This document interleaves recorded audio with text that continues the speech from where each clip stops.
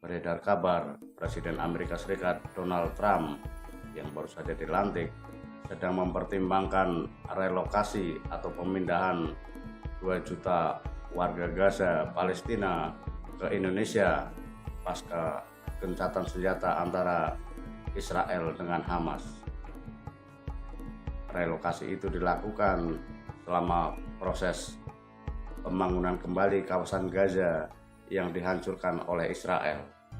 Negara Zionis itu juga telah menewaskan 47.000 lebih warga Gaza selama operasi genosida pasca penyerangan dan penyanderaan warga Israel oleh Hamas.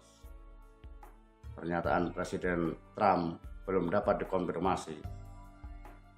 ABC News TV yang menyiarkan pernyataan tersebut hanya mengutip pernyataan pejabat yang disebutnya sebagai pejabat penting dalam proses transisi kekuasaan dari Presiden Joe Biden kepada Donald Trump.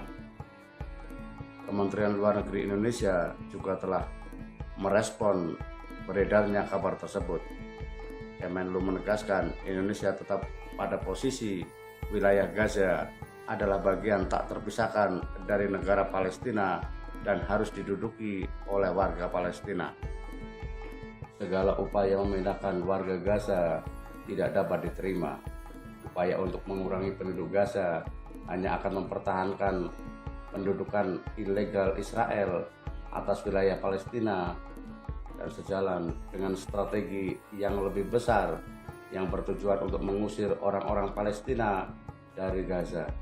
Tulis Kemenlu, Selasa 21 Januari 2025. Kemenlu juga mengaku belum mendapat informasi resmi terkait hal itu. Oleh karenanya, Kemenlu tidak mau berspekulasi terkait wacana pemindahan warga Gaza ke Indonesia. Munculnya narasi pemindahan warga Gaza, apalagi sampai 2 juta jiwa, harus diwaspadai karena tidak masuk akal. Kita mencurigai munculnya narasi tersebut sebagai bagian dari upaya pengalihan isu untuk hal-hal yang lebih substansial seperti isu pagar laut di wilayah perairan Tangerang di sebelah barat Jakarta yang panjangnya mencapai 30,16 km. Bahkan andai benar wacana itu dilontarkan sendiri oleh Presiden Trump, kita tidak perlu menanggapinya secara berlebihan. Terlebih terkait relokasi warga Gaza, kita jelas menolaknya. Pertama, karena pemindahan warga Gaza dari tanah kelahirannya hanya mempercepat tercapainya tujuan Israel untuk menguasai Gaza dan tepi barat. Pemukim-pemukim Israel yang liar dan rakus pastinya akan segera mendirikan rumah di kawasan Gaza dengan perlindungan militer seperti yang dilakukan selama ini pada wilayah lain termasuk dataran tinggi Golan yang dicaplok dari Suriah. Kedua, meski bersifat sementara, yakni selama proses pembangunan kembali Gaza, tetap saja akan menimbulkan masalah baru di kemudian hari. Mungkin akan banyak di antara mereka yang kemudian enggan kembali ke Gaza setelah hidup damai di Indonesia.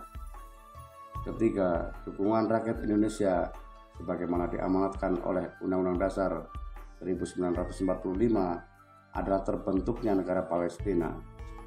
Oleh karenanya, agar hal itu terwujud, rakyat Palestina harus tetap berada di wilayahnya.